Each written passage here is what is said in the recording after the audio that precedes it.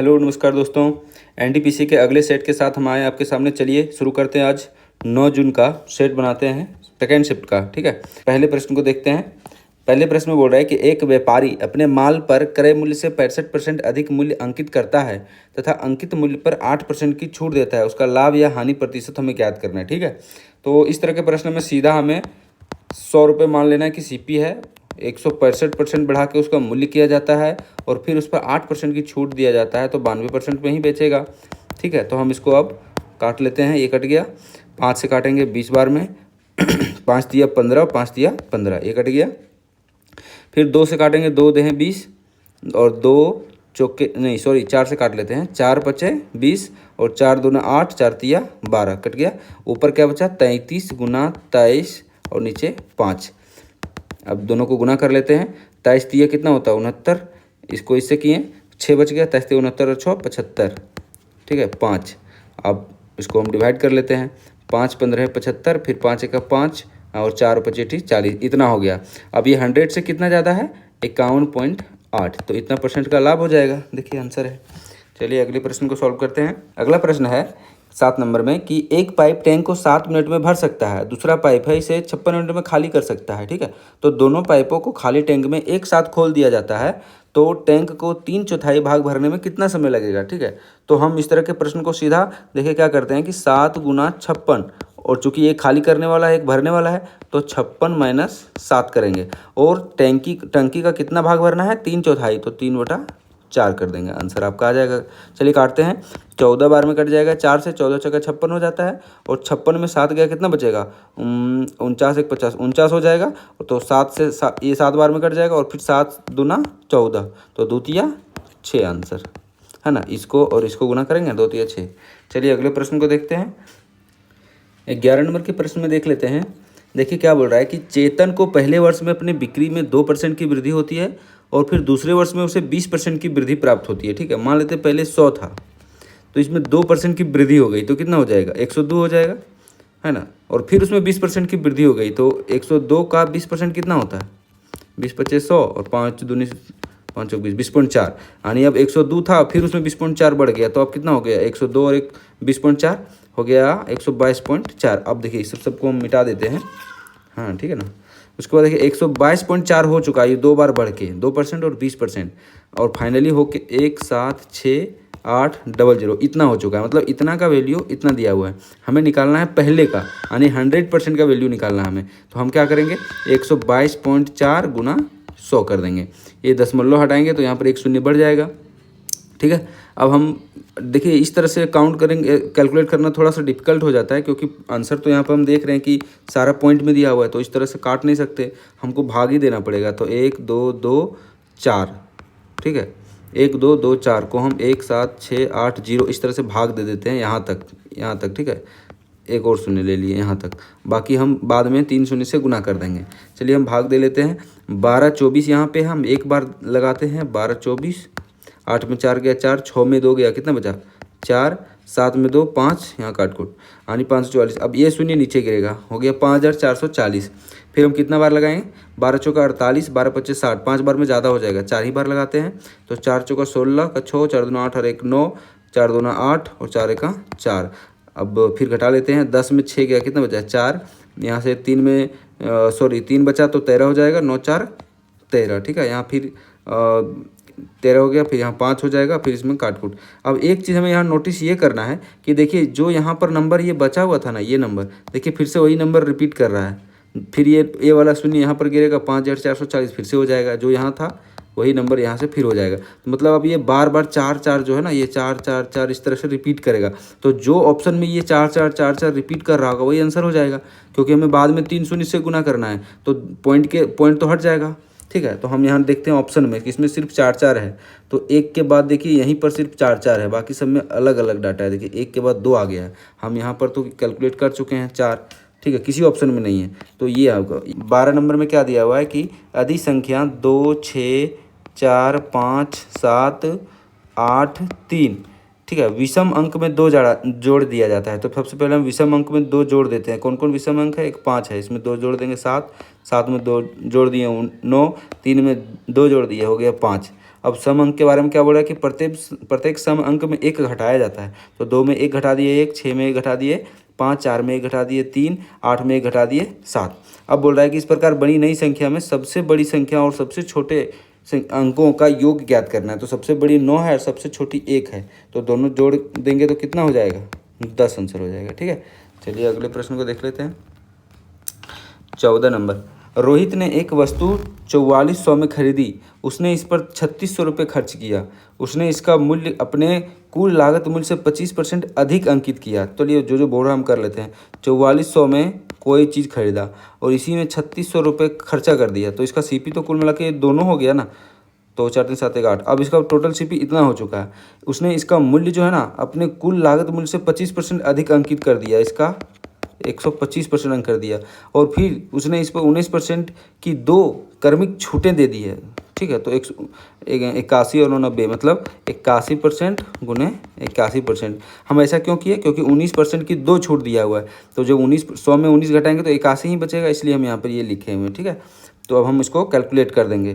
देखिए यहाँ से 3 शून्य 2 और ये 3 कट गया, 5 से काटेंगे 25 25 125, 5 दूनी 10। ठीक है, फिर 25 चौके 100, ये कट गया। अब क्या बचा, यहाँ पे 8 बच गया है, तो 4 दूना 8 और 2 से 2 कैंसिल। ऊपर में सिर्फ आपका 81 इंटू 81 बचेगा। हम गुना कर लेते हैं दोनों को, 1 1 1 8 1 8 और 8 16 के 6 बाकी में 1 8 64 1 65। देखिए इतना आंसर है आपका। ठीक है, चलिए अगले प्रश्न के साथ चलते हैं। देखिए 19 नंबर, माना कि ए बी और सी डी 2 समांतर रेखाएं हैं। ठीक है, तो हम ए बी रेखा है और ये सी डी रेखा हम खींच दिए, ये ए बी है और ये सी डी रेखा है। ठीक है, और एक पी क्यू है, तिर्यक रेखा है, तो ये पी ये क्यू तिर्यक रेखा इस प्रकार है कि पी क्यू ए बी को बिंदु आर पर और सी डी को एस पर काट रहा है। मतलब ए बी को आर पर और सी डी को एस पर काट रहा है यहाँ पर। ठीक है, चलिए यदि angle A R P 2x है, ए आर पी मतलब इस एंगल की बात कर रहा है। ठीक है, जहाँ हम डार्क कर रहे हैं, कितना दिया हुआ है 2x, इस एंगल का मान 2x दिया हुआ है। Angle A R Q Y degree है, ए आर क्यू कहाँ है, ए आर क्यू, अच्छा इस एंगल की बात कर रहा है। ठीक है, A R Q Y degree दिया हुआ है। ठीक है, ए आर पी और ए आर क्यू का मान दिया हुआ है। ठीक है, और angle D S P 4x है, डी एस और पी इस एंगल की बात कर रहा है, कितना दिया हुआ है 4x। ठीक है, तो क्रमशः x और y का मान ज्ञात करते हैं। ठीक है, हमें x और y का मान ज्ञात करना है। देखिए एक थ्योरम है ना कि एकांतर कोण z की आकृति जब बनता है तो उसका दोनों एंगल बराबर हो जाते हैं, ये एंगल और ये एंगल बराबर होगा। कहने का मतलब है कि y बराबर 4x हो जाएगा। देखिए ये y है और ये 4x है। ठीक है, और एक चीज़ और पता होगा कि ये वाला जब एक स्ट्रेट लाइन पर एंगल बनता है ना तो दोनों एंगल का माप 180 डिग्री होता है। तो देखिए 2x प्लस वाई बराबर 180 डिग्री हो जाएगा। हम y का वैल्यू ऊपर वाले इस इक्वेशन से हम यहाँ पर रख देते हैं, तो 2x प्लस 4x बराबर 180 डिग्री, तो 8x बराबर 180 डिग्री। कितना लिखे थे, 4 था क्या ये, हाँ 6x हो जाएगा, सॉरी यहाँ 4x है, तो 4x और 2x 6x हो गया। 6x बराबर 180 डिग्री, तो x बराबर कितना हो जाएगा 30 डिग्री। हमें x का वैल्यू निकल गया, तो x का वैल्यू हम यहाँ रख देते हैं, y का वैल्यू भी निकल जाएगा। तो y बराबर क्या दिया हुआ है 4x, तो x बराबर है 30 डिग्री, तो y बराबर कितना हो जाएगा 120 डिग्री, और x बराबर हमारा पहले 30 निकल चुका है। तो जहाँ पर ये जिस ऑप्शन में है वही आंसर। देखिए पहले ही ऑप्शन में 30 और 120 है, 30 और 120। ठीक है, हम अगले प्रश्न के साथ चलते हैं। देखिए 21 नंबर का प्रश्न को हम सॉल्व करते हैं। दिया हुआ है कि इसका मध्यानुपाती ज्ञात कीजिए। मध्यानुपाती का फॉर्मूला होता है √AB, यानी दोनों नंबर को गुना करके उसका रूट निकाल देते हैं। ठीक है, तो चलिए हम वही करते हैं।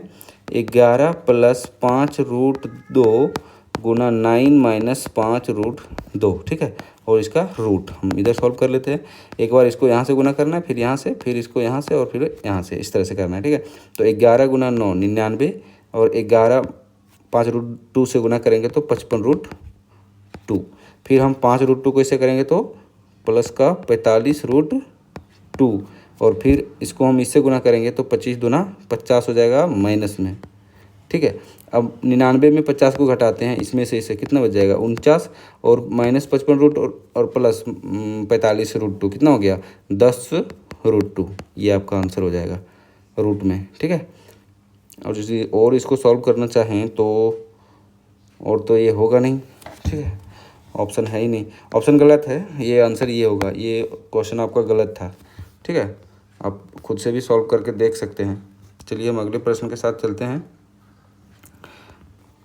31 नंबर प्रश्न को सॉल्व करते हैं। 10 लड़कों का औसत वजन 70 केजी है, ठीक है, लेकिन बाद में यह पाया जाता है कि 2 स्थानों पर 54 केजी को 44 केजी पढ़ लिया गया था और एक स्थान पर 35 केजी को 40 केजी पढ़ लिया गया था। तो 10 लड़कों का सही औसत ज्ञात करना है। तो हम सबसे पहले लिख लेते हैं कि 10 लड़कों का औसत वजन कितना दिया हुआ है 70 केजी, है ना। अब हम क्या कर रहे हैं कि देख रहे हैं कि 2 स्थान था, एक स्थान नहीं, 2 स्थान पर 54 केजी लेना था, लेकिन उसको कैसा पढ़ लिया 44 पढ़ लिया। अंतर किसने का हो गया 10 का, मतलब अब 10 बढ़ेगा, लेकिन ये 2 जगह पे बढ़ेगा तो 2 से गुना कर दिए, ठीक है। तो टोटल कितना बढ़ेगा 20। अच्छा एक जगह और है कि 35 को 40 पढ़ लिया था, मतलब इस बार ज़्यादा पढ़ लिया था, 35 पढ़ना चाहिए था लेकिन पढ़ लिया कितना 40, तो कितना पढ़ लिया ज़्यादा 5, तो ये माइनस हो जाएगा, ये प्लस होगा, ये माइनस हो जाएगा, ठीक है। तो 20 में 5 गया, कितना बचा 15, तो यहाँ पर 15 प्लस बढ़ेगा ना, क्योंकि प्लस में आ रहा है, यदि माइनस में आता तो घटता। तो 20 में 5 गया तो 15 प्लस में आ रहा है और टोटल 10 में से ये बट जाएगा। तो 70 प्लस 1.5 बराबर कितना हो गया 71.5 आंसर है। चलिए 32 नंबर के प्रश्न को देखते हैं। अपनी सामान्य चाल का 2/7 चाल से चलने पर अभिजीत अपने कार्यालय 70 मिनट की देरी से पहुंचता है, तो अपने घर और कार्यालय के बीच की दूरी तय करने में उसे सामान्यतः कितना समय लगता है। देखिए इस तरह के प्रश्न को जब हम सॉल्व करते हैं ना, तो एक चीज़ ध्यान रखते हैं कि यहाँ डिस्टेंस सेम है दोनों सिनेरियो में, ठीक है। यदि वो पहले चाल से चले या दूसरे चाल से, डिस्टेंस तो वही है, ठीक है। तो जब डिस्टेंस सेम हो तो जो स्पीड का रेशियो होता है ना, वो समय के रेशियो के उल्टा हो जाता है, ठीक है। हम यही यहाँ पर लगाएंगे, ठीक है। इसको हम मिटा देते हैं। देखिए मान लेते हैं कि उसका सामान्य चाल जो था ना, सामान्य वो 7 था, ठीक है, और वो जो नया चाल अब चल रहा है उसमें ये 2 से चल रहा है, तो जो समय ये स्पीड का चाल है, तो टाइम का क्या हो जाएगा उल्टा हो जाएगा। ये 7:2 जो था अब ये 2:7 हो जाएगा, ठीक है। अब देखिए 2:7 में हमें डिफरेंस कितने का है 5 का, और 5 का कितना दिया हुआ है यहाँ पे 70 मिनट, 5 यूनिट का वैल्यू 70 मिनट दिया हुआ है, तो 1 यूनिट का वैल्यू कितना हो जाएगा 14, ठीक है ना, क्योंकि 14 बार से 5 बार में 14 को 5 से गुना करें 70 हो जाएगा, तो एक बार का 1 यूनिट का 14 निकल गया वैल्यू। अब हमें निकालना है सामान्य समय, तो सामान्य समय कितना है 2, ठीक है। इसको जब 14 से हम गुना कर देंगे तो कितना हो जाएगा 28, तो 28 मिनट आपका आंसर है। चलिए अगले प्रश्न को सॉल्व करते हैं। देखिए 33 नंबर, इसमें क्या बोल रहा है कि 9 पुरुष या 8 महिलाएं किसी काम को 19 दिनों में कर सकती हैं। तो 9 पुरुष 9 दिन काम करते हैं, 9 पुरुष 9 दिन काम करते हैं और फिर काम छोड़कर चले जाते हैं। शेष काम को 8 दिन में पूरा करने के लिए कितनी महिलाओं की आवश्यकता होगी, ठीक है। ये MDH वाला जो फॉर्मूला होता है ना, M1D1H1 इंटू M2D2H2 यहाँ पर लगेगा, ठीक है। तो हम सबसे पहले देखिए ये जो एफिशिएंसी आपका दिया हुआ है ना कि 9 पुरुष बराबर 8 M से महिलाएं, P से पुरुष लिख रहे हैं, ठीक है, ध्यान रखिएगा। तो 9 पुरुष बराबर 8 महिलाएं ये दिया हुआ है, क्योंकि देखिए 9 पुरुष या 8 महिलाएं 19 दिन में कर सकते हैं, मतलब 9 पुरुष लोग तो भी 19 दिन में करेंगे, 8 महिलाएं यदि काम करेंगी तो भी 19 दिन में ही खत्म होगा, तो दोनों तो बराबर हो गए ना, ठीक है। 9 पुरुष और 8 महिलाएं बराबर हो गई। चलिए हम आगे देखते हैं। अब हम क्या करते हैं कि ये बोल रहा है क्वेश्चन कि 9 पुरुष 9 दिन काम करते हैं और फिर वो छोड़ के चले जाते हैं, तो शेष काम पर हमें सारा कुछ करना है, तो हम शेष काम ही निकाल लेते हैं। तो टोटल काम हम मान लेते हैं कि 9 पुरुष, ये एक मिनट, इसको हम 9 पुरुष जो है सो 19 दिन तक काम किया, यहाँ पे लिखा हुआ है 19 दिनों में कर सकते हैं, तो ये टोटल काम हो गया है ना। अब ये टोटल काम है, यदि हम जो काम ये किया है 9 पुरुष 9 दिन तक काम कर लिया है, तो इतना ही काम बच गया ना। तो इसी को करने के लिए कितना लगेंगे, क्या पूछ रहे हैं कि इस शेष काम को 8 दिन में पूरा करना है, तो हम मान लेते हैं कि X महिलाएं और लगेंगी और 8 दिन काम करेंगे, बस हमें X का वैल्यू निकालना है। चलिए हम इसको सॉल्व कर लेते हैं। 19 9 71 से 171P और 9 9 81P बराबर 8X हो गया, ठीक है। 171 में 81 जाएगा, कितना बचा 90P बराबर 8X, तो X का वैल्यू कितना हो जाएगा 90/8 और यहाँ पे P है, हमें P का वैल्यू यहाँ रख देंगे, आंसर आ जाएगा। P बराबर हम यहाँ से निकाल सकते हैं, P बराबर 8/9M, ठीक है। तो हम P बराबर यहाँ 90/8 गुने P बराबर 8/9 रख देते हैं। 8 से 8 कैंसिल, 9 दे हैं 90। एक्स बराबर आ गया आपका 10 महिलाएं और लगेंगी, ठीक है। 34 नंबर, 34 नंबर में देखिए क्या कह रहा है कि रोहित ने अपने वस्तु का मूल्य उसके क्रय मूल्य से 60% अधिक अंकित किया है। हम मान लेते हैं कि सीपी इसका 100 है, ठीक है, और एमआरपी कितना हो जाएगा, 60% अधिक अंकित किया तो 160, और 85% छूट देने के बाद वस्तु को इतना में बेच देता है, ठीक है। तो हम एसपी इसके अनुसार कितना हो जाएगा, 160 का 15%। क्यों 15%? क्योंकि 85% का तो छूट ही दे दिया, तो 100 में 85 घटाएंगे तो 15 ही बचा, ठीक है। अब हम इसका निकाल देते हैं, एक शून्य से एक शून्य कैंसिल, 5 दिया 15, 5 दूना 10, 2 अठी 16, तो 8 दिया 24 हो जाएगा यहाँ। अब देखिए आपका यहाँ इसके अनुसार एसपी आ रहा है 24, लेकिन आपका ओरिजिनल सेलिंग प्राइस कितना देगा, 18,510, तो 24 यूनिट का वैल्यू 18,510, ठीक है। तो एक यूनिट का वैल्यू कितना हो जाएगा, 18,510 बटा 24 गुने, हम क्या करेंगे कि हमको क्या निकालना है, क्या कर क्वेश्चन में क्रय मूल्य, तो क्रय मूल्य कितना है 100, तो हम यहाँ 100 से गुना कर देंगे, ठीक है। अब सॉल्व कर देते हैं, 4 बार में 4 25, 4 25 से 100, 4 छक्का 24, 6 बार में काट के देखते हैं, 6 तिया 18, ये कट गया, और 6 तिया 6 8 48, ये 8 है, ठीक है ना, ये 8 है, 6 8 48, 3 हो गया, 6 पचे 30, ठीक है, और ये कट गया। अब 3085 गुने 25 करेंगे, अब गुना कर दीजिए, ये 5 है, तो 25 पचे 125, यूनिट डिजिट पर तो 5 ही आएगा, तो किस ऑप्शन में यूनिट डिजिट 5 है, सिर्फ इसी में है और कहीं तो है नहीं, सब में है ना, तो यहीं से हम पूरा गुना करेंगे भी नहीं और आंसर टिक करेंगे। चलिए अगला क्वेश्चन को सॉल्व करते हैं। 37 नंबर में देखते हैं कि एक आयताकार पार्क की लंबाई उसकी चौड़ाई से 27 मीटर अधिक है, ठीक है, ये आयत है, ठीक है। हम मान लेते हैं कि लंबाई क्या बोल रहा है कि आयताकार पार्क की लंबाई उसकी चौड़ाई से 27 मीटर अधिक है। यदि चौड़ाई x है तो लंबाई कितना हो जाएगा, 27 प्लस x हो जाएगा, या फिर x प्लस 27 जो बोलिए, लंबाई उसकी चौड़ाई से 27 मीटर अधिक है, ठीक है। अब इसका क्षेत्रफल इतना मीटर स्क्वायर, इसकी चौड़ाई ज्ञात कीजिए, तो इसका क्षेत्रफल दिया हुआ है x इंटू 27 प्लस x बराबर आपका कितना दिया हुआ है, 22 6 8। अब देखिए हमें एक चीज़ यहाँ पर, क्योंकि पूरा यदि हम सॉल्व करेंगे तो एक क्वाड्रेटिक इक्वेशन बनेगा, ठीक है। हम यहाँ x का क्या ऑप्शन से रखें, ठीक है, हमें चौड़ाई ना पूछ रहा है, तो x जो निकलेगा वो चौड़ाई ही निकलेगा, तो हम क्या x का वैल्यू रखें कि हमारा जो यूनिट डिजिट जो आएगा सो 8 आ जाएगा, ठीक है। तो यदि हम 38 रखते हैं तो यहाँ भी 8 और यहाँ भी 8, तो 8 और 7 15, 25 40, शून्य आ जाएगा, जो कि ये नहीं होगा। 0 रखेंगे तो संभव ही नहीं है। 3 रख के देखते हैं, तो यहाँ मान लेते हैं 3 रखेंगे और यहाँ भी 3, तो 3 और 7 10, 0 से तो और भी संभव नहीं है, तो ये भी नहीं होगा। बच गया 6, तो यहाँ 6 रखते हैं और यहाँ 27 प्लस और यहाँ 6 है, तो 7 और 6 13 और 3 छक्के 18, 8 आ गया ना यूनिट डिजिट, इसका मतलब यही आंसर होगा। 44 नंबर के प्रश्न को देखते हैं। किसी आंकड़ा समुच्चय का बहुलक और माध्यिका क्रमशः इतना है, ठीक है। तो एक फॉर्मूला सबसे पहले हम लिख लेते हैं, मोड बराबर 3 मीडियन माइनस 2 मीन, ये होता है, ठीक है। तो हमें क्या निकालना है, माध्य निकालना है, ठीक है। तो मोड बराबर हमारा दिया हुआ है बहुलक कितना है 14.2 और माध्यिका कितना है 60, तो यहाँ 3 गुना 60 इक्वल टू का साइन है, और मीन को हम सिर्फ m लिखते हैं, ठीक है। हमें 2m m का वैल्यू निकालना है, तो हम 2m को इधर इस साइड ले जाते हैं, बराबर के इस साइड, तो प्लस में हो जाएगा, और 60 दिया 180, ठीक है। अब 180 और इधर 14.2 माइनस कर देंगे, अब 2m बराबर कितना आ जाएगा, 180 में 14.2 जाएगा तो कितना बचा, 180 में 14.2 जाएगा, जहाँ 80 और यहाँ से हो जाएगा 79, 9 में 4 5 और 17 में 1 16, 165.80, इसको 2 से डिवाइड करिए, m का वैल्यू आ जाएगा 2 8 16, 2 दूना 4 82 पॉइंट समथिंग है। ऑप्शन देखेंगे और आगे बढ़ेंगे, पूरा सॉल्व करने की आवश्यकता नहीं है, ठीक है। अगला 46 नंबर के प्रश्न के साथ देखते हैं क्या है। 19 का क्यूब कितना हो जाता है 6859, ठीक है, और 14 का स्क्वायर 196 प्लस 2 चौके 8, तो 4 का स्क्वायर 16 माइनस 19 और 20 बचे 100। हम प्लस वाले को जोड़ लेते हैं, इसको और इसको, ठीक है। तो हम जोड़ लेते हैं यहीं पर, यहाँ पे 100 और ये 16 यहाँ पे, 9 6 15 के 5 5 और 1 6 और 1 7 8 और 1 9, यहाँ देखिए अब ये माइनस वाला बच गया, तो 9 और 6 कितना हो गया 15, 5 में 5 जाएगा कितना बचा 0, हम सिर्फ यूनिट डिजिट सॉल्व कर रहे हैं, ठीक है। तो 5 में 5 गया कितना बचा 0, देखिए 0 सिर्फ इसी में है, इस सब में किसी में भी नहीं है, तो आंसर यही हो जाएगा।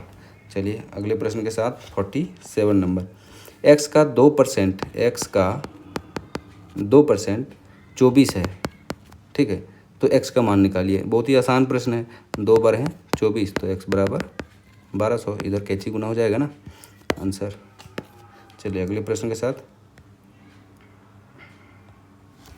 52 नंबर को प्रश्न देख लेते हैं एक बार। यदि x + y 14 है, ठीक है, तो x + y 14 है और x y का गुणनफल 45 है। x y बराबर 45 है, तो x पर पावर 4 प्लस y पर पावर 4 सॉल्व करना है। हिट एंड ट्रायल मेथड सबसे बेस्ट है। देखिए 45 को इस हिसाब से तोड़िए कि जो उसका योग हो सो 14 आ जाए। तो मान लीजिए 9 × 5 45 होता है ना, और 9 और 5 को जब जोड़ेंगे तो 14 हो जाएगा। इसका मतलब है कि x का 9 और y का 5 वैल्यू एकदम सटीक है। तो हम 9 यहाँ रखते हैं, यहाँ 5 रखते हैं। 9 पर पावर 4 और 5 पर पावर 4 कर दीजिए जो होगा आंसर। तो हम करते हैं 9 9 81 9 729 × 9 729 × 9 करते हैं। 9 9 81 1 8 9 2 18 8 26 के 6 2 9 63 8 2 65 और 5 5 25 5 125 5 625 होता है। 6 2 5 हम दोनों को जोड़ देते हैं। 5 और 1 6। यूनिट डिजिट काम करेगा क्या? कुछ तो गड़बड़ है। 9 9 81 81 9 कितना होता है? नोटी बता 729 को फिर से 9 से 9 9 81 के 1 8 9 दूनी 18 8 26 का 6 2 9 63 2 65, ठीक है। और y का 5 5 बचे, इसको 4 बार गुना करना है हमें। 5 बचे 25 बचे 5 बचे 25 25 बचे 125 125 गुना 5 कितना होता है? 5 बचे 25 का 5 2 12 5 625 ही तो होता है। तो यूनिट डिजिट गड़बड़ किसे आ रहा है? अच्छा यहाँ देखना है हमें, हम तो इस ऑप्शन को देख रहे थे। ठीक है, यहाँ तो यूनिट डिजिट 6 ठीक ही आ रहा है।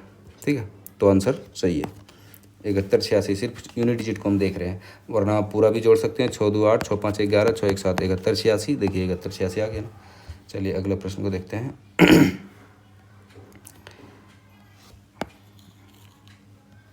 53 नंबर के प्रश्न को देखते हैं। निम्नलिखित में से कौन सी संख्या 37 और 8 दोनों से विभाज्य है? देखिए 37 एक अभाज्य संख्या है, ठीक है, तो इससे डिविजिबिलिटी हम चेक नहीं कर सकते हैं। बहुत बड़ा संख्या है और सबको चेक नहीं कर सकते हैं, लेकिन 8 से जरूर चेक कर सकते हैं। 8 का डिविजिबिलिटी रूल क्या कहता है?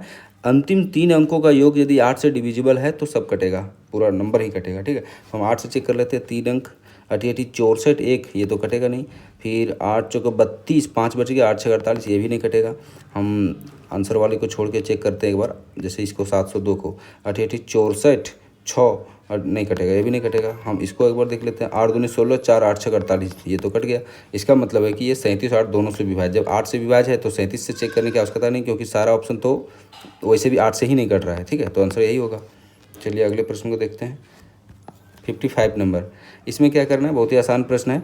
30 में 31 घटाएंगे -1, -1 में जब 71 में जाएगा तो 70, तो 70 प्लस 62/7 और 7 7 49 490 प्लस 62/7 हो जाएगा। जोड़ दीजिए 490 और 62 कितना हो गया? 2 915 4 1 5 552/7, जिसमें है आंसर। 59 नंबर के प्रश्न को देखते हैं। मोहन 5,000 की राशि और वरुण 9,000 की राशि वार्षिक साधारण ब्याज की समान दर पर निवेश करते हैं। यदि 3 वर्ष के अंत में वरुण को मोहन से 480 रुपये अधिक ब्याज के रूप में मिलता है तो वार्षिक ब्याज की दर ज्ञात करना है प्रतिशत में हमें। ठीक है, देखिए आसान प्रश्न है, बस समझने की थोड़ा सा आवश्यकता है। देखिए वरुण यानी भी कितना लगा रहा है? 9,000। ठीक है, और मोहन को हम एम से लिखते हैं और ये कितना लगा रहा है? 5,000। ठीक है, हम वरुण के 9,000 को 5,000 प्लस 4,000 नहीं लिख सकते? लिख सकते हैं। अब देखिए क्या बोल रहा है कि वरुण को मोहन से 480 ज़्यादा मिल रहा है। इसको 480 ज़्यादा मिल रहा है। क्यों मिल रहा है? क्योंकि इसने पैसे ज़्यादा लगाए हैं, है ना।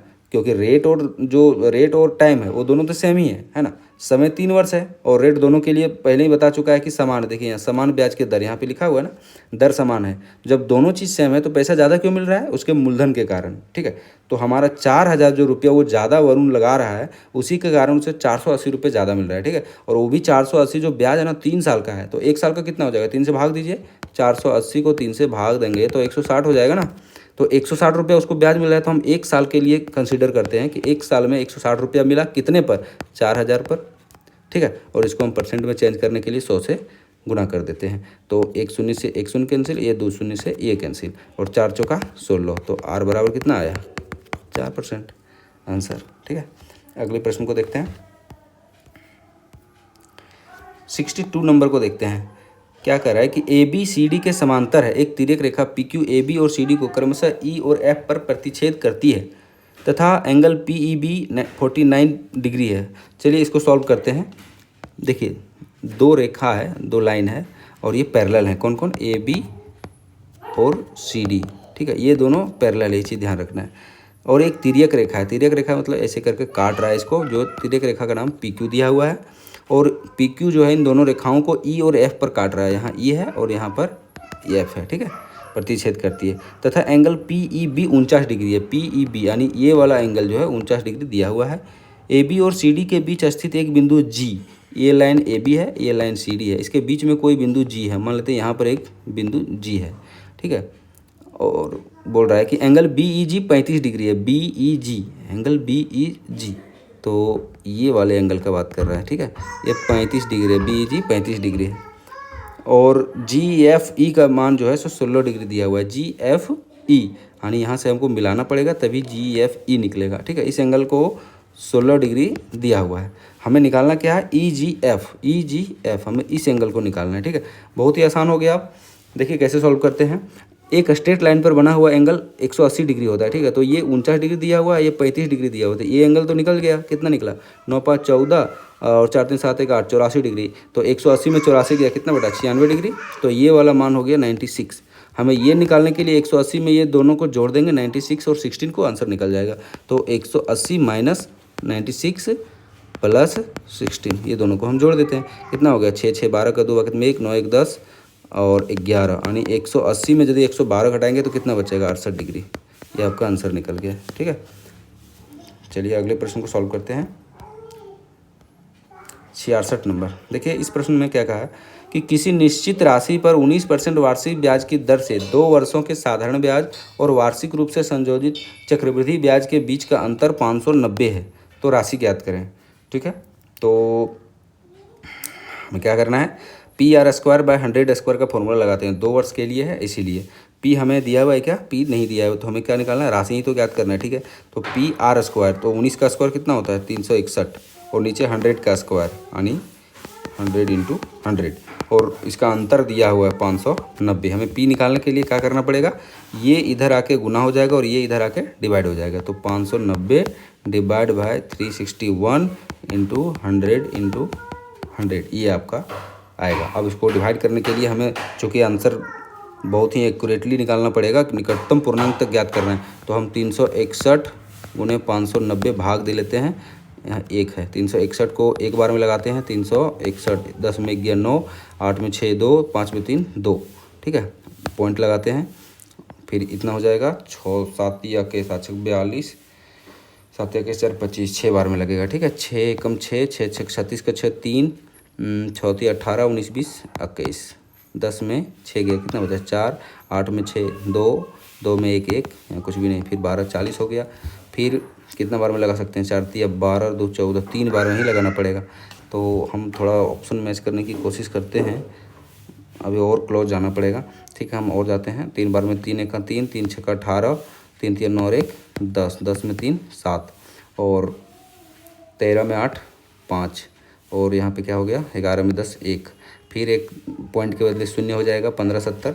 फिर हम 361 से कितना बार में जा सकते हैं? 3 चौके 12, 3 5 15, 4 बार जा सकते हैं ना, 4 बार जाते हैं। 4 1 का 4, 4 6 का 24 का 4, 4 3 12 और 2 14, 10 में 4 6, यहाँ बच गया कितना? 6 में 4 2, 126। फिर यहाँ 1260 हो गया। हम कितना बार जा सकते हैं?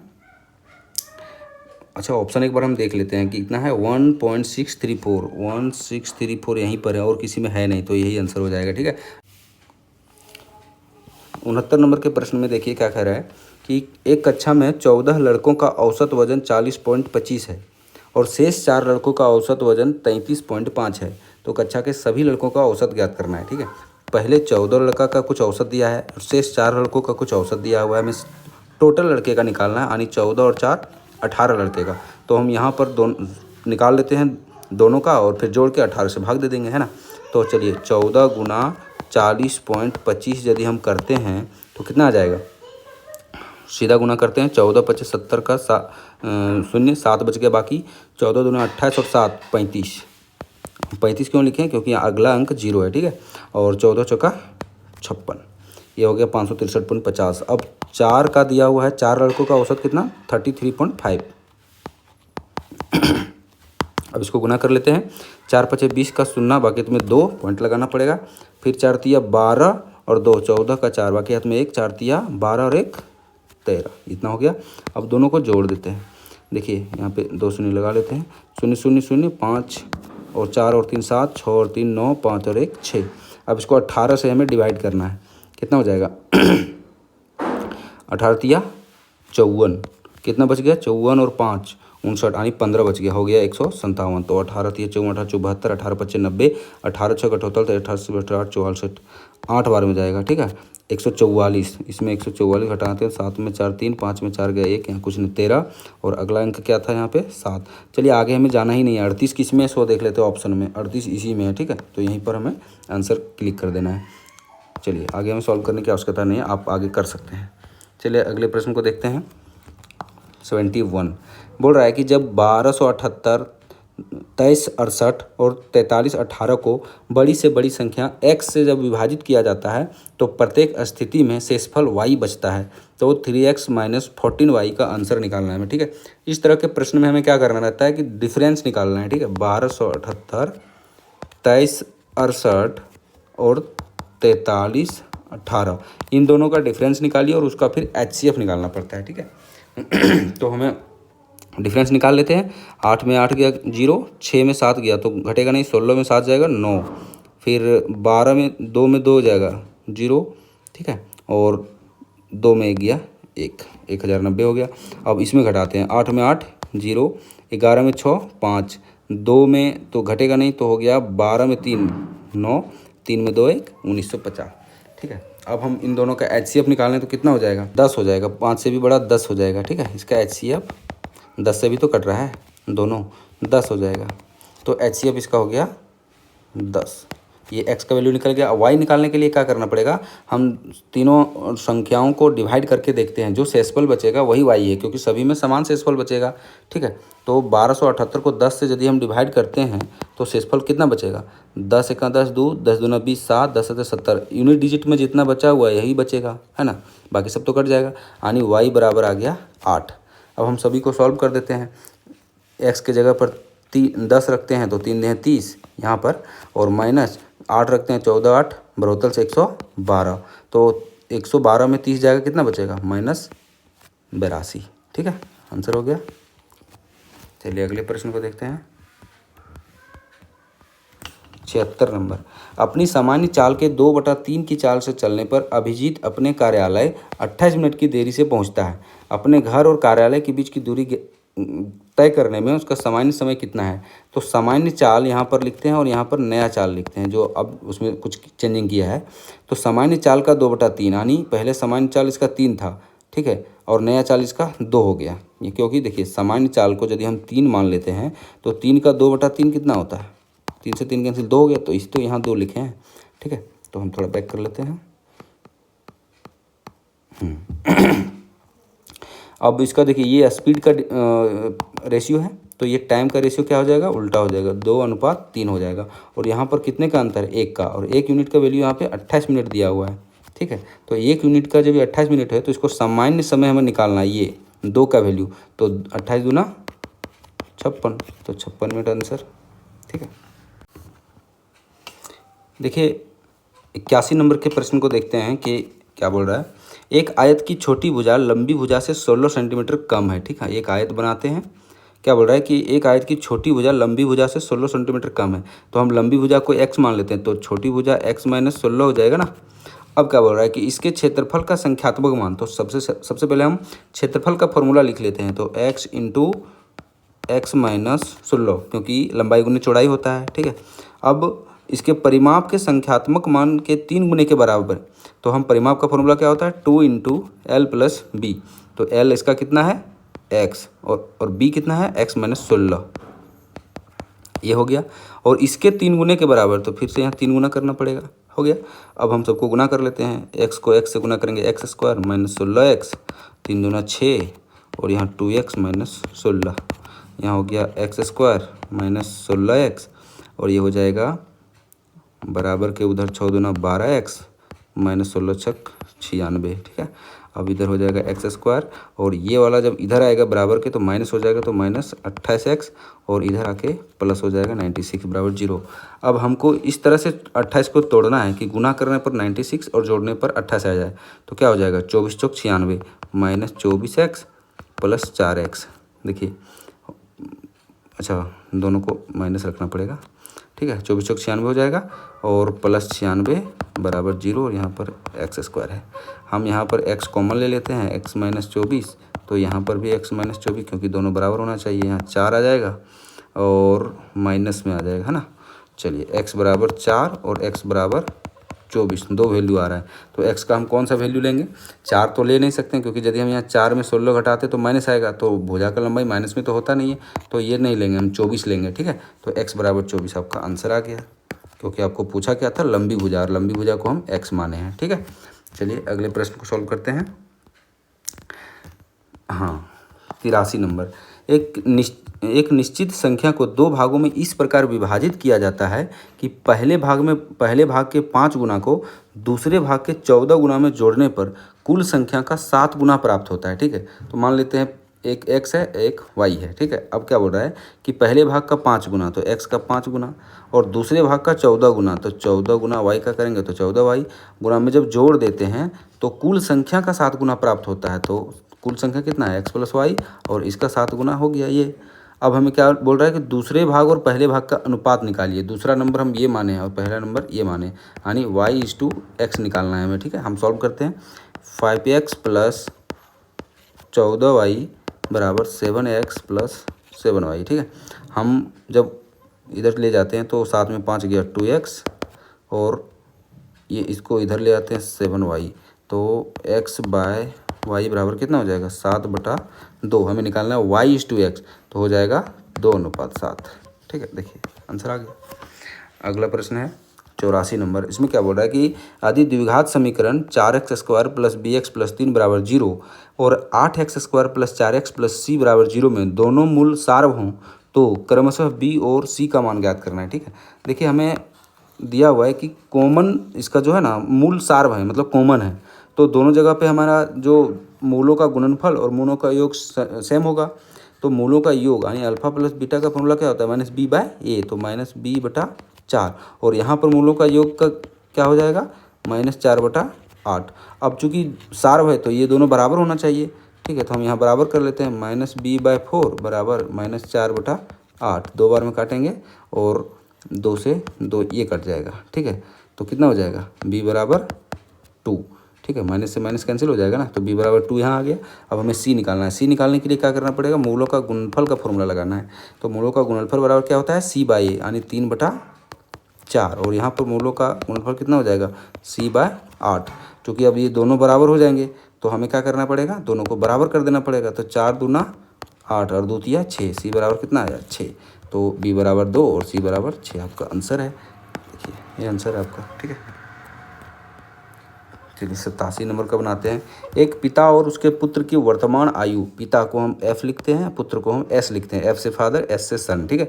तो एक पिता और उसके पुत्र की वर्तमान आयु का योग पुत्र की वर्तमान आयु के 2 गुने, पुत्र के वर्तमान आयु के 2 गुने से 19 अधिक है। ये हो गया, यही दिया हुआ है। देखिए पहले ही इक्वेशन से आपका आंसर आ जा रहा है। कैसे, हमें क्वेश्चन में लास्ट में क्या पूछा है कि पिता और पुत्र की वर्तमान आयु के बीच अंतर ज्ञात कीजिए। तो ये वर्तमान आयु ही तो लिखे हैं, ठीक है। तो हमें f माइनस एस निकालना है, फादर और सन का अंतर निकालना है, ठीक है। तो हम क्या करते हैं, इधर 2s है, इधर आके माइनस हो जाएगा तो f माइनस एस हो जाएगा, और इधर 19 हो जाएगा। तो f माइनस एस आ तो गया 19 आंसर। 91 नंबर का देख लेते हैं। सभी को जोड़ के और जितने नंबर है उससे भाग देना है, हमें माध्य निकालना है, ठीक है। बस हर शिफ्ट में पूछा जा रहा है और इसको हम सॉल्व कर लेते हैं। 8 और 6 14, 14 और 2 16, 16 और 5 21, 21 और 7 28, 28 और 9 37, 37 और 7 44, 44 और 6 50, 50 और 4 54, 54 का 4 बाकी में 5 7 और 5 12, 12 और 5 17, 17 और 4 21, 21 और 9 30, 30 और 1 31, 31 और 3 34, 34 और 4 38, 38 और 7 38 और 7 45, 45 और 5 50। और टोटल नंबर कितने हैं 1 2 3 4 5 6 7 8 और 9, तो 9 से भाग दे देते हैं। 9 × 5 = 45, 5/8, 9 × 6 = 54, 56 आंसर आ गया आपका। ठीक है, अगला प्रश्न 92 नंबर। एक स्कूल में खेलों में भाग लेने वाली लड़कियों और लड़कों की संख्या, लड़की गर्ल्स, लड़का बॉयज, के अनुपात कितना है? 1:5। यदि खेलों में भाग लेने वाली लड़कियों की संख्या 200 है, गर्ल का संख्या दिया हुआ है 200, यानी 1 यूनिट का वैल्यू 200, तो लड़कों का संख्या ज्ञात करना है। तो 5 को 200 से गुना कर दीजिए, 1000 आंसर आ जाएगा। अगला 99 नंबर। 12 मीटर और 20 मीटर ऊंचाई वाले 2 खंभे हैं। ठीक है, ये मान लेते हैं 12 मीटर का है और ये है आपका 20 मीटर, ये 20 मीटर और ये 12 मीटर, दोनों का सेम ग्राउंड से है, लेवल में है। तो क्या बोल रहा है कि ऊंचाई वाले 2 खंभे समतल जमीन पर लगे हैं। खंभों के निचले हिस्सों के बीच की दूरी 15 मीटर है, मतलब यहाँ से यहाँ 15 मीटर की दूरी पर है। तो यहाँ से यहाँ भी तो 15 मीटर हो जाएगा और इसको हम यहाँ मिला देते हैं। हमें उनके शीर्षों के बीच की दूरी ज्ञात करना है, मतलब यहाँ से लेके यहाँ तक की दूरी हमें ज्ञात करना है। कैसे निकलेगा? अब देखिए, ये टोटल यदि 20 है और यहाँ से यहाँ तक 20 है, सॉरी 12 है, तो ये कितना हो जाएगा? 8 हो जाएगा। और ये कितना है? 15 है। एक ट्रिपलेट होता है 8, 15, 17। यदि ये 8 है, ये 15 है, तो ये कितना हो जाएगा? 17। यही तो मुझे चाहिए आंसर। इस तरह से हम ये सेट पूरा हो गया। थैंक यू दोस्तों। यदि आपको वीडियो अच्छा लगे तो दोस्तों को जरूर शेयर करिएगा और चैनल को भी सब्सक्राइब करिएगा। धन्यवाद।